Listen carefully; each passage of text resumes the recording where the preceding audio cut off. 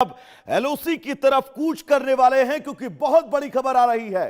पाक अधिकृत कश्मीर में पाकिस्तान के खिलाफ लोगों का गुस्सा अब चरम पर है। प्रदर्शनकारियों को रोकने के लिए अतिरिक्त सैनिक मांगे गए हैं। मुजफ्फराबाद मार्च की चेतावनी से इस्लामाबाद में हलचल तेज है। महिलाओं और बच्चों की गिरफ्तारी पर गुस्सा बढ़ा है। सड़कों पर अब प्रदर्शनकारी उतर आए हैं। सेना पर दमन के आरोप हैं। पीओके में बढ़ते विरोध ने अब पाकिस्तान की टेंशन बढ़ा दी है, जो बढ़ना स्वाभाविक है। यह तस्वीर पाक अधिकृत कश्मीर से, क्योंकि 9 तारीख का अल्टीमेटम जेएसी की तरफ से दिया गया था और वो अल्टीमेटम अब खत्म हो चुका है। तो क्या पाक अधिकृत कश्मीर में अब कुछ बहुत बड़ा होने वाला है? ताजा घटनाक्रम में पाकिस्तान सरकार और सेना लगातार इस पूरे मामले में दबाव बनाती हुई दिखाई दे रही है, क्योंकि संयुक्त आवामी एक्शन कमेटी यानी जेएसी के नेतृत्व में चल रहा आंदोलन अब बड़े जन आंदोलन का रूप ले चुका है।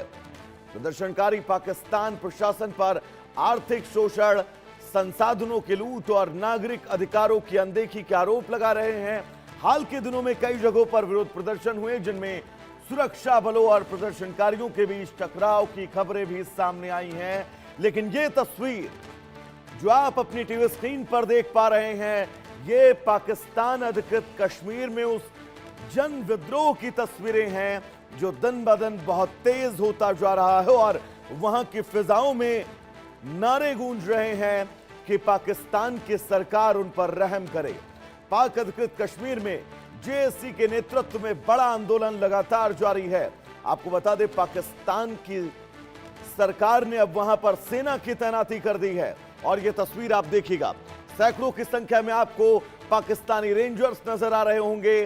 पाकिस्तानी रेंजर्स जो इन प्रदर्शनकारियों को लगातार सड़कों से भगाने की कोशिश कर रहे हैं, लेकिन प्रदर्शनकारी अब मुजफ्फराबाद की तरफ कूच को लेकर आगे बढ़ रहे हैं। तो क्या ये चिंगारी आने वाले वक्त में कोई बहुत बड़ा शोला बनने वाली है? क्या पाकिस्तान अधिकृत कश्मीर में अब बहुत जल्दी कुछ बहुत बड़ा होने वाला है और क्या यह नक्शा बदलने वाला है? बहुत सारे सवाल, क्योंकि महिलाओं और मासूम बच्चों की गिरफ्तारियां हो रही हैं, लोगों की पॉइंट टू पॉइंट सीने पर गोलियां दागी जा रही हैं, वहां की सप्लाई चेन को तोड़ा जा रहा है, इलाके में इंटरनेट सेवा बंद कर दी गई है। यानी कि हर वो मुमकिन कोशिश वहां की आवाम की आवाज को दबाने की मुनीर की सेना कर रही है, जिसके चलते इस आवाज को दबाया जा सके। हमारे साथ ग्रुप कैप्टन यूके देवनाथ साहब जुड़े हुए हैं। सर, बहुत स्वागत है आपका इंडिया न्यूज पर। इन तस्वीरों को और इन चर्चाओं को आगे बढ़ाते हैं सर एक बार फिर से, क्योंकि वहां का बच्चा अब यह कहने लगा है कि उनको पाकिस्तान से आजादी चाहिए। इस मूवमेंट को कैसे देखते हैं आप? वैभव, बहुत ही नाजुक स्थिति है। सबसे बड़ी संशय की बात यह है कि पाकिस्तान की फौज आईएसआई के कहने पर पाकिस्तान की सरकार जो है वो बातचीत का रास्ता नहीं खोल रही है। अभी भी चांस मौका है कि पाकिस्तान की सरकार अपनी आर्मी और आईएसआई की जो इंटरनल रिपोर्ट है उसको थोड़े समय के लिए दरकिनार करे और जेएसी के जो टॉप लीडरान हैं उनको बातचीत के लिए इनवाइट करें और जो मूवमेंट अभी मुजफ्फराबाद की तरफ चल रही है उसको डिफ्यूज करें, क्योंकि जैसे जैसे मूवमेंट मुजफ्फराबाद की तरफ हो जाएगी, आस्ते आस्ते आसपास के जो गांव वाले हैं, छोटे छोटे शहर, छोटे छोटे कुनबे के जो लोग हैं वो भी ज्वाइन करेंगे और एक समय ऐसा आ सकता है कि भीड़ अनियंत्रित हो जाए। वहां पर ट्रेडिशनल ये एक और बात है वैभव की सैकड़ों साल से वहां पर लोग अपने घर में हथियार रखते हैं।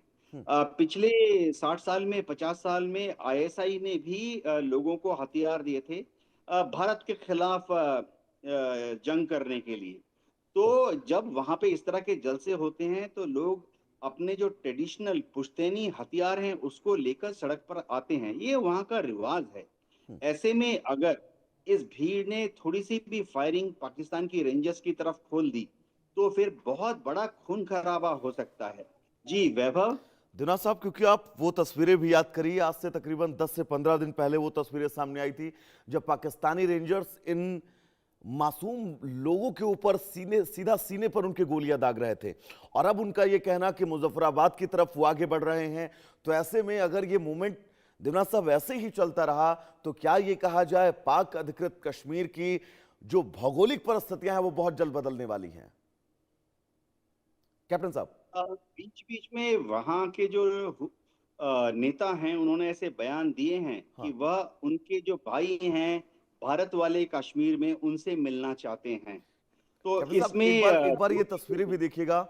हजारों की तादाद में लोग जो हैं वो आगे बढ़ रहे हैं। ये हाथ, छोटे छोटे बच्चे, उनके हाथों में माइक हैं और वो ये आवाज लगा रहे हैं कि पाकिस्तान की सेना उनके ऊपर जुल्म ढा रही है। कैप्टन साहब।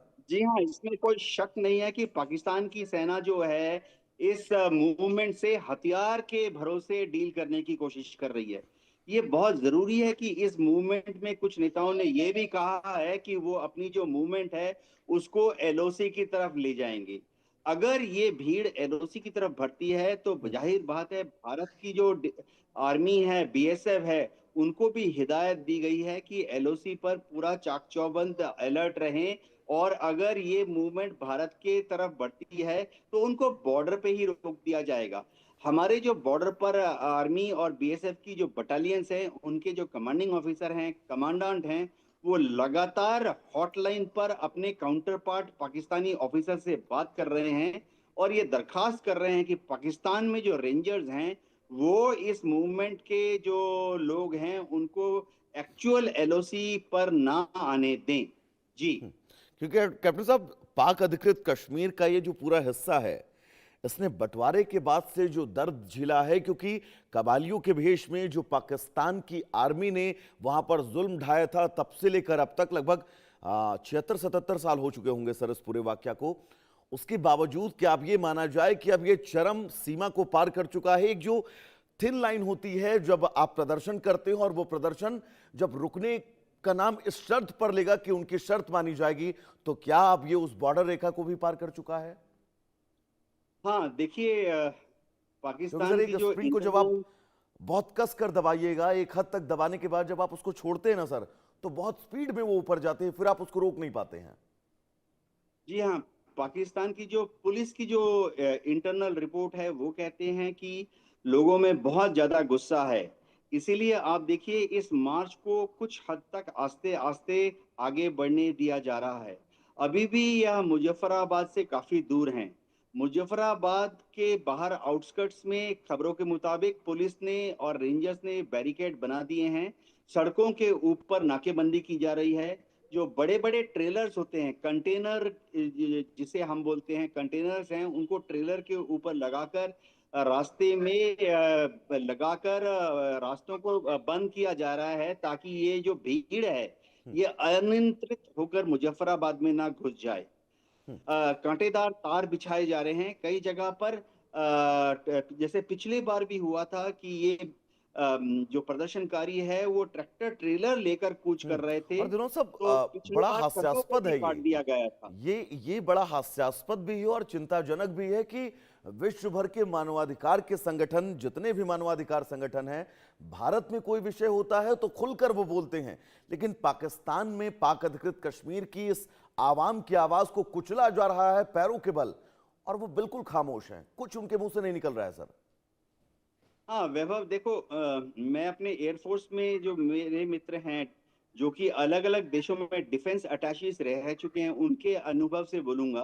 बिल्कुल सर। भारत के डिफेंस अटैचीज ने अक्सर ये नोट किया है कि पाकिस्तान की जो एम्बेसी है या उनके हाई कमीशन है अलग अलग देशों में, उनके जो डिफेंस अटैचीज हैं उन्होंने वहां पर लोकल कॉन्टैक्ट्स बनाए हुए हैं। विदेशों में हर मुल्क में, चाहे वो देश एशिया में हो, यूरोप में हो, पाकिस्तान के जो डिफेंस अटैचीज होते हैं उन्होंने local media, print media, electronic media, सबसे बड़ी बात है कि वहाँ जो इन्फ्लुएंसर्स हैं उनसे कांटेक्ट बनाया होता है।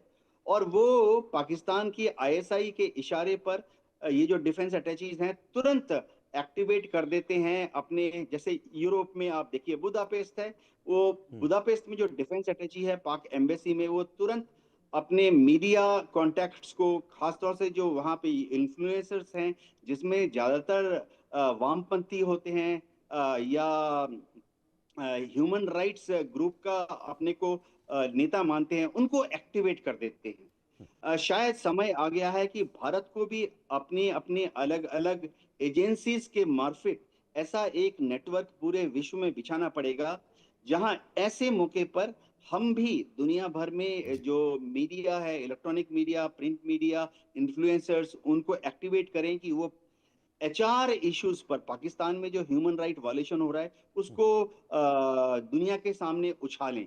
जी। कैप्टन साहब, कोई बहुत ज्यादा बड़ी मांगे इन प्रदर्शनकारियों की नहीं है।